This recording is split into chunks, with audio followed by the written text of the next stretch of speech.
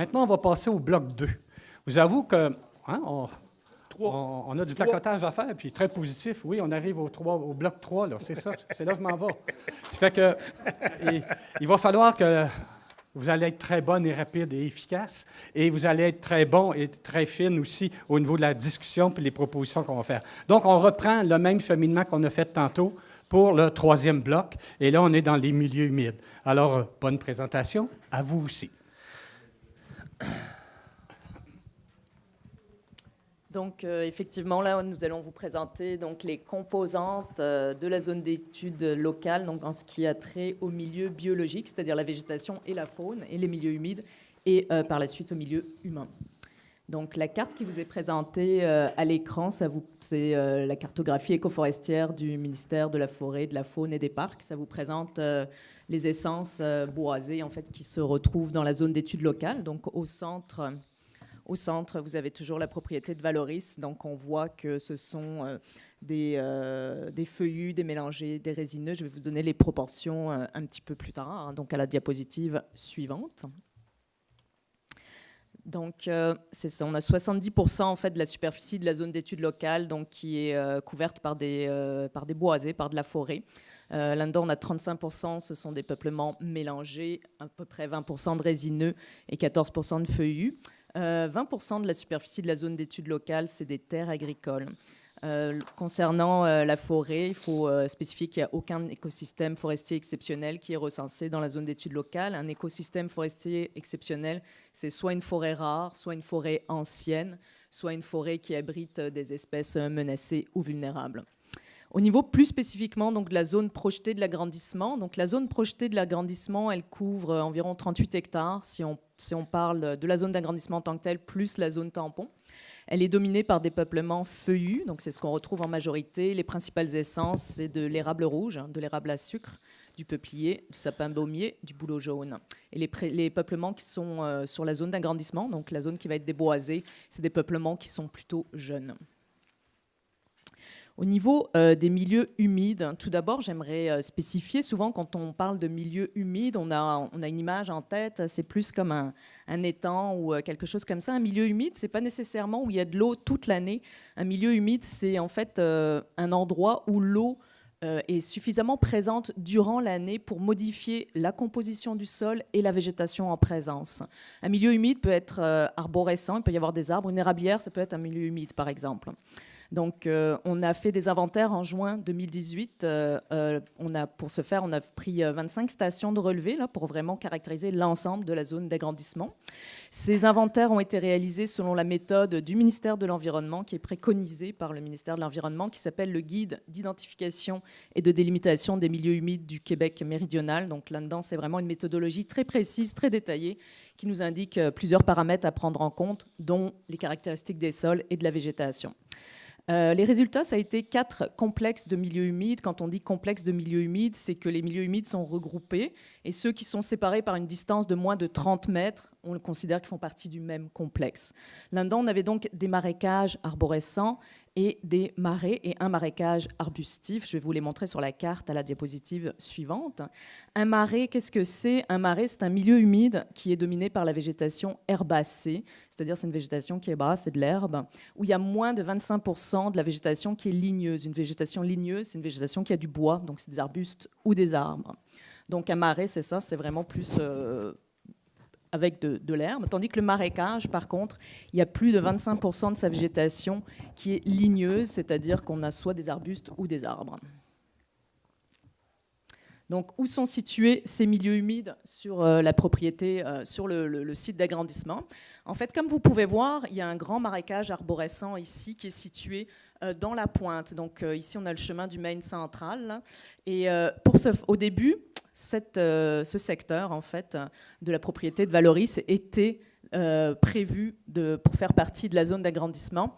Suite aux inventaires, Valoris a décidé d'exclure donc, ce secteur de la zone d'agrandissement à cause de la présence justement de ce milieu humide. Et sinon, vous voyez, il y en a quand même évidemment partout un petit peu dans la zone d'agrandissement, donc difficilement évitable ailleurs. Donc on a plusieurs, les principaux, c'est vraiment les marécages arborescents. Ce que vous voyez en orange et en mauve, ce sont des marais à ce moment-là, qui sont beaucoup plus minoritaires dans la zone d'agrandissement.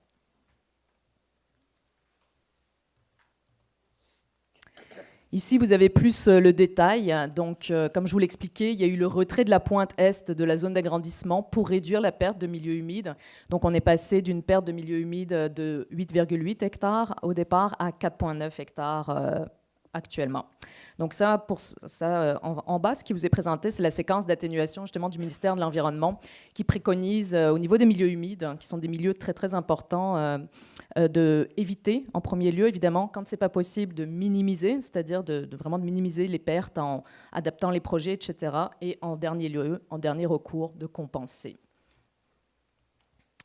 Pourquoi les milieux humides sont importants? Ils sont importants d'un point de vue écologique, mais également pour nous, les humains, parce qu'ils ont un rôle de filtration et de rétention des sédiments, c'est-à-dire qu'ils empêchent, ils retiennent tous les sédiments, ils empêchent le relâchage des sédiments dans les cours d'eau. Ils ont un rôle de régulation, c'est-à-dire qu'ils vont bien sûr absorber l'eau, puis ils vont la relâcher tranquillement par la suite pendant les périodes de sécheresse. C'est des milieux très riches au niveau de la diversité biologique, donc ils vont permettre la conservation de la diversité biologique, tant au niveau faunique que de la végétation, en fait. Ils permettent aussi un maintien du milieu, donc là encore, moins d'érosion. Ils permettent également la séquestration du carbone, donc on parlait tantôt un petit peu des GES et tout ça, et donc d'atténuer aussi les impacts des changements climatiques, et ils contribuent juste par leur présence à la qualité du paysage.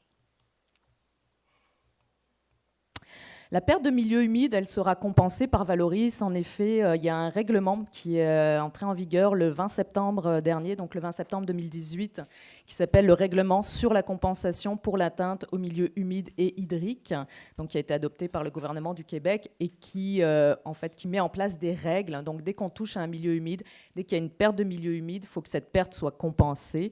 La perte, elle peut être compensée de façon monétaire ou alors par des projets de conservation ou de création d'autres milieux humides.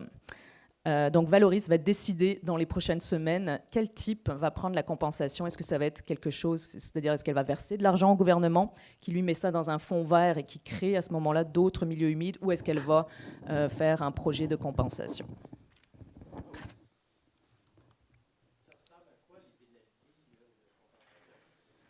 Ça peut être des montants assez élevés. En fait, il y a plusieurs paramètres qui sont pris en compte. Il y a l'état du terrain, il y a la superficie touchée, évidemment, il y a la valeur du terrain. Il y a toute une liste de paramètres, puis ça peut atteindre des sommes. C'est quand même des sommes conséquentes. Plusieurs millions. Okay. Mais ça dépend de la superficie, bien évidemment. Mais on a vu des cas où c'était vraiment plusieurs millions. Au niveau de la... On va en parler après sur quoi? Hein? La compensation, vous ne l'avez pas mis, non? Non. C'est bon.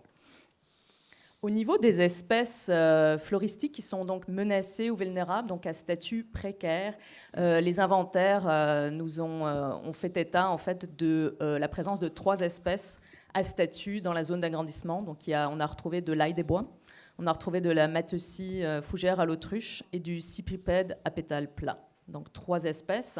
Donc ici, vous avez de l'ail des bois et ici, c'est le cypripède. Il y a également des espèces exotiques floristiques envahissantes qui ont été répertoriées dans la zone d'étude. Donc ça, c'est des espèces qui proviennent d'ailleurs, puis qui empêchent par contre les espèces indigènes, les espèces d'ici, ou les autres espèces de croître parce qu'elles forment de l'ombrage et donc elles empêchent la lumière d'atteindre le sous-étage, ce qui complique la vie des autres espèces en présence. Donc les 3 espèces qu'on a retrouvées, c'est le nerprin bourdaine, la renouée du Japon et le roseau commun. Il faut savoir qu'en plus, la renouée du Japon, elle est allélopathique, c'est-à-dire qu'elle libère une toxine dans le sol, ce qui empêche les autres espèces de pousser. Au niveau, je vais aborder le volet faunique maintenant. Donc, le premier, c'est l'herpétofaune. L'herpétofaune, qu'est-ce que c'est? C'est tous les amphibiens, les reptiles, donc les couleuvres, les grenouilles, les crapauds, les salamandres. On a également procédé à des inventaires donc, lors du printemps dernier. On n'a retrouvé aucune espèce dans la zone d'agrandissement, mais on en a retrouvé vraiment à la limite, par contre, de la zone d'agrandissement. C'était des salamandres et des œufs qui ont été inventoriés dans un fossé, donc au sud-est, entre la zone d'agrandissement et le LES. Donc, c'est de la salamandre à 2 lignes. Vous en voyez une ici. Ici, ce sont ces œufs. On a également entendu ou observé la renette crucifère, la grenouille des bois, donc les espèces qui sont listées ici, la grenouille verte, le crapaud d'Amérique et la couleuvre rayée. Donc ici, la couleuvre rayée, ici, ce sont des œufs de grenouilles des bois. Il n'y a aucune espèce de l'herpétofaune, c'est-à-dire amphibien reptile, qui est sur la liste des espèces à statut, que ce soit au provincial ou au fédéral. Au niveau de l'avifaune, c'est tout ce qui concerne les oiseaux. On a fait également des inventaires, donc par point d'écoute, encore là en mai et en juin 2018. Il y a 32 espèces d'oiseaux qui ont été dénombrées, donc on a entendu. Donc les principaux, c'est des espèces qui sont très communes, hein, le corbeau, la corneille, etc. Et encore là, aucune espèce à statut précaire en ce qui concerne les oiseaux. On a également fait des inventaires de chiroptères. Les chiroptères, ce sont les chauves-souris, en fait, c'est les mammifères qui sont aptes à voler. Donc ça regroupe les chauves-souris. Ça, ce sont des inventaires acoustiques qui ont été réalisés l'été passé, au mois de juillet. On a retrouvé 7 espèces de chauves-souris donc dans la zone d'agrandissement. Par contre, les espèces de chauves-souris, elles sont pratiquement toutes à statut parce qu'elles sont menacées, entre autres, à cause du museau blanc. Donc, vous voyez, il y a sur les 7 espèces, en fait, il y en a 6 qui sont à statut, que ce soit au niveau provincial ou au niveau fédéral. Donc, il y en a 3, la chauve-souris argentée, la chauve-souris cendrée, la chauve-souris rousse, qui, au niveau provincial, donc, sont classées susceptibles d'être désignées menacées ou vulnérables.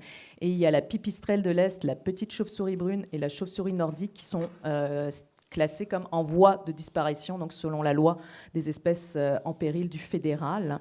Donc à ce niveau-là, lorsqu'on déboise, souvent on va implanter des mesures d'atténuation, des recommandations. Ça va être par exemple d'interdire le déboisement entre telle date et telle date parce que c'est les périodes de reproduction des chauves-souris et des oiseaux. Donc en interdisant la coupe du bois pendant telle date, ça permet aux jeunes en fait, de ne pas avoir de mortalité parmi les jeunes lors de la reproduction. Au niveau de la faune terrestre, donc ça c'est plus les grands mammifères. Là, on a regardé en fait dans les bases de données du MFFP quelle fourrure avait été en fait achetée sur le marché. Donc dans l'unité de gestion LUGAF 80, donc c'est dans lequel est située la zone d'étude. Donc encore là, ça c'est des espèces qui sont relativement communes comme le castor, le coyote, l'écureuil, la loutre, le lynx, etc. Il y a des espèces également qui ont été chassées, c'est celles avec les astérix, donc le dindon, le cerf de Virginie, l'orignal. Et il n'y a aucun habitat faunique protégé au niveau, donc ça c'est au niveau réglementaire dans la zone d'étude. Donc ça conclut le bloc 3 au niveau du milieu biologique, hein, donc ça c'est les faits saillants.